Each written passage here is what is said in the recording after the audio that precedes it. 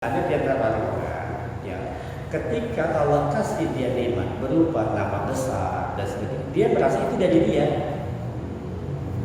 Contoh begini, seorang bekerja, dia misalkan dia IT lah, atau dia seorang akunting misalnya, dia bekerja tiap hari, lihat ya Pak. Nah setelah 1 bulan, dia bilang, ini gaji saya, ini karena usaha saya. Gitu kan? Dia tidak pernah melibatkan Allah di dalamnya.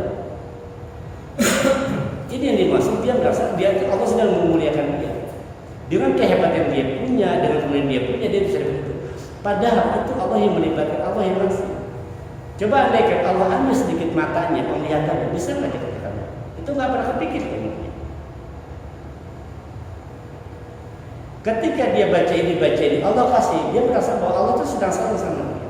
Pokoknya apapun yang gue pengen, Allah pasti kasih, karena Allah sayang sama dia.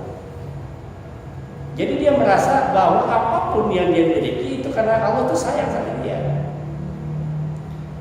Makanya ketika orang-orang yang sedang susah dia berdoa demikian, baca ini baca itu, nggak dikasih juga, dia bilang apa? Allah nggak sayang, Allah kesal kali mulia. Allah pengen apa yang dia miliki itu semuanya dari Allah. Jangan sombong, jangan mengira lo mulia dengan itu. Karena banyak orang-orang ketika dikasih jabatan dia merasa lebih mulia daripada orang lain.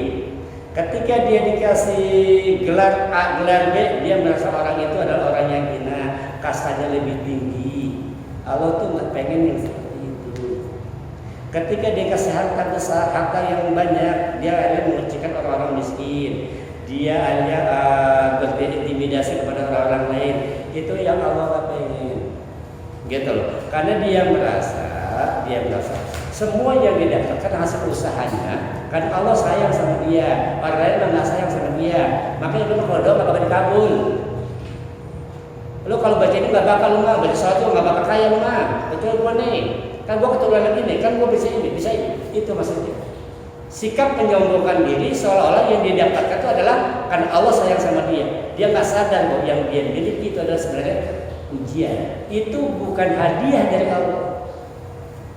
Itu bukan hadiah dari Allah. Orang menyangka ketika dia baca salawat, entah salawat apapun, walaupun ada dalilnya, gitu kan, ketika dia dapatkan harta itu, dia menyangka bahwa itu sudah Allah kasihkan, Allah sayang sama dia. Bukan. Laksana bocah ulangan, Allah dikasih sama gurunya lembar jawaban ada nilainya 70 nilainya. Ini baru nilai 70. Apakah dia pasti naik kelas? Belum tentu. Karena rapotnya belum. Rapot kapan? Nanti di akhir. Dari apa yang dia miliki itu baru sebagian yang Allah uji. Gitu loh. Maksud dari ayat ini adalah banyak di antara kita ketika senang, ketika lagi di atas, dia merasa Allah sayang sama dia, orang lain mah ada sayang, orang lain mah Allah benci. Tapi ketika dia susah, dia bilang Allah benci sama dia. Ini adalah orang-orang yang tidak berpegang kepada iman qadha dan qadar. Itu maksudnya. Boleh nggak kita baca itu? Itu sebagai bentuk ikhtiar kita. Kan ikhtiar ada dua, ada ikhtiar langit, ada ikhtiar bumi. Ikhtiar bumi apa? Ikhtiar bumi ya kita pagi-pagi ke kantor kerja, itu ikhtiar bumi tuh. Coba jangan ingat bahwa ikhtiar langitnya pun harus. Ikhtiarnya langitnya harus. Yang jadi masalah adalah banyak orang-orang, dia baca ini, baca itu, seolah-olah itu ayat Tuhan, seolah-olah itu bacaan-bacaan yang sifatnya syariat, padahal bukan. Banyak sugihan dan sebagainya. Di dalam hadis kursi Allah tegaskan, hadis kursi apa kata? Banyak orang-orang yang berdoa kepada Tuhannya, kemudian aku tangkap doa itu, kata iblis. Ditangkap oleh iblis doa itu dan dikembalikan sesuatu keinginannya itu orang. Manusia menyangka itu dari Allah, padahal itu dari iblis. Ya. Artinya apa? Banyak orang-orang yang baca ini baca itu niatnya bukan akhirat. Iblis itu bisa bisa membedakan Pak. Dia tahu tuh. Doa-doa yang memang karena Allah nih. Misalkan nih kalau kita visualisasikan, kalau ke Allah tuh isinya hijau, gitu kan? Kalau dunia merah, itu dia tahu. Ada orang baca nih ayat dinas 1000, baca ayat dinas Pak. Pemainnya tak udah terus baca 1000, dia kaya gitu. Kita dikasih. Dia nyangka itu dari Allah, padahal dari iblis. Itu disebut dalam istiqlal. Nah orang-orang yang salah, orang-orang yang berdoa pada Allah itu benar-benar minta pada Allah. Apapun yang Allah kasih itu adalah bonus. Sekali lagi, berdoa itu wajib. Masalah mustajab enggaknya itu terserah Allah. Kalau memang Allah kasih dari doa-doa kita, Allah uji. Lu minta mobil dari kemarin nih, gua kasih nih. Ketika Allah kasih itu mobil, apakah Allah muliakan kita? Belum tentu.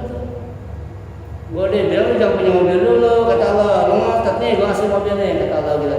Benar begitu dikasih mobil, akhirnya apa? Ke Majlis Salim udah jarang, kemana? Ke Musola udah jarang, jalan, ini jalan malam dan sebagainya. Gara-gara punya mobil, akhirnya lupa sama Allah. Dia nyangka karena dia baca itu Allah muliakan dia, dikasih ke mobil karena baca ini, baca itu, baca ini, baca itu. Makanya Allah tes benar. Makanya banyak yang gak lulus ketika Allah kasih nikmat harta dan jasa. Ada juga yang gak lulus dengan kesesatan. Mau kerja ini udah, kerja itu udah, tetap aja kagak dengan dia Pak. Dia ambil jalan pintas, dia ke dukun, kan gitu kan? Yang rampok lah, dia mencuri lah. Inilah yang diatur oleh Rasulullah. Kadal fakir aja punah kufur. Nyaris kefakiran itu menyebabkan dia itu berbuat kekufuran. Apa perbuatan kekufuran? Yang membunuh, kedukun, pesugihan, itu perbuatan. Nah, pada ayat ini Allah inginkan, Allah menegaskan bahwa ada manusia, ada manusia ketika dia dikasih oleh Allah nikmat-nikmat yang banyak, harta yang banyak, posisi yang tinggi, dia merasa Allah sayang sama dia. Paham gak nih? Allah sayang sama dia. Tetapi ada juga orang-orang ketika Allah sedikitkan rezekinya, disedikitkan pengaruhnya di masyarakat, dia merasa Allah itu sedang menghina dia. Padahal Allah Subhanahu wa taala memberikan itu semua sebagai ujian kembali lagi. Maka di situ menggunakan kata fayaqulu, dia akan selalu ngomong. Hari ini baca ini dapat, baca ini dapat. Kalau gue baca ini, kalau baca ini, kalau baca ini, gitu. Allah jadi sayang sama gue, Allah jadi sayang sama gue. Atau gue minta apa, Allah pasti kasih. Selalu begitu. Ada yang gitu? Ada. Tapi ada itu kan ketika udah minta kagak dikasih juga. Gue udah baca ini 1000 kali masih gitu kan. Baca Fatihah 2000 masih begitu. Baca salat begitu juga. 2 hari tiap hari 8 rakaat masih susah juga. Witir tiap malam masih begitu juga. Wah, Allah kayaknya benci sama gue ya. Ada yang begitu Pak. Ada nggak? Akhirnya dia lupakan itu semuanya. Dia kembali kepada jalan sesat. Maka nanti setelah ini ada lagi nih lanjut ayat. Allah ingin menggariskan dulu manusia ada dua kategori. Pertama dikasih ujian kenikmatan dan nama besar, sangat kemudian yang kedua dikasih ujian yang hartanya sedikit. Di antara dua ini ada orang-orang yang pikiran dulu dikasih harta dia bilang Allah muliakan dia, pada betul. Berapa banyak Allah menghinakan manusia itu dengan harta? Banyak. Saking Allah nggak mau orang ini menyembah dan menyebut namanya Allah, kasih dia kesibukan dengan itu. Waktunya johor dikasih tenda, kan gitu kan? Kita udah bahas nih.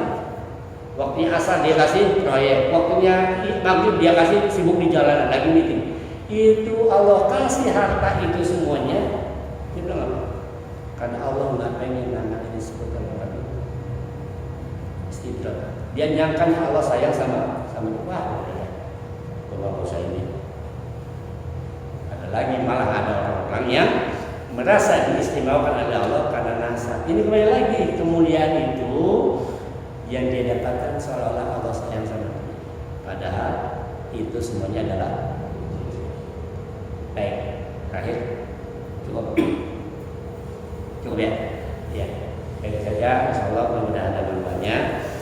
Harapan kita kembali lagi bahwa apapun yang kita dapatkan, ingatlah harta yang kita miliki, rumah yang kita miliki, mobil yang kita punya, motor yang kita punya, itu semuanya akan diminta pertanggungjawaban oleh Allah Subhanahu wa Ta'ala pada ujian. Semoga fasilitas yang Allah berikan kepada kita itu kita jadikan sebagai modal untuk kita menuju ridhonya Allah Subhanahu wa Ta'ala. Demikian, semoga ada manfaatnya. Untuk yang kita kerja, subhanallah wa bihamdika, asyhadu an la